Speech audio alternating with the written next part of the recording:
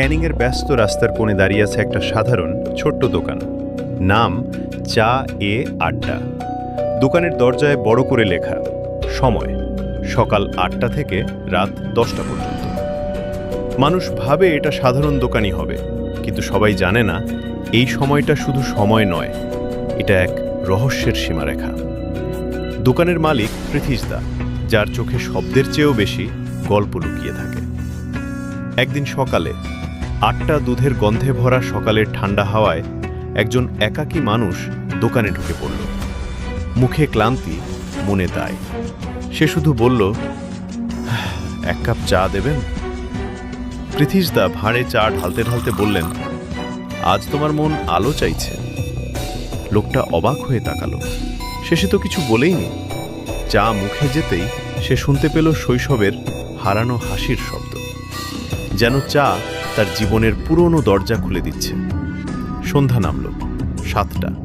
আরেকজন এলো, যার জীবনে আজ সিদ্ধান্তের রাত।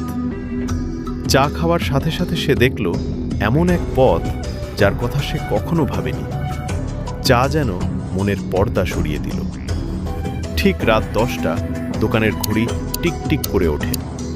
পৃথিশদা ধীরে দরজা বন্ধ করতে থাকেন, কারণ সবাই জানে রাত ১০টার পর চা এ আড্ডা খুললে জগৎ বদলে যায়। আর সেই সত্য সবাই জানার জন্য প্রস্তুত নয়। দরজা বন্ধ হওয়ার আগে পৃথিশদা শুধু একটা কথা বলেন, আজ যে উত্তরগুলো তুমি পেলে, আগে কেউ বলেছিল চা মানুষের পেট গরম করে, কিন্তু আমার চা মানুষের মন আলো করে।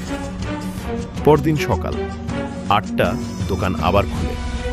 সবাই ভাবে এটা শুধু একটা চায়ের দোকান, কিন্তু যারা রাতে এসেছিল তারা জানে চা এ আড্ডা শুধু চা দেয় না, মানুষকে তার নিজের ভিতরের সত্যও দেখায়।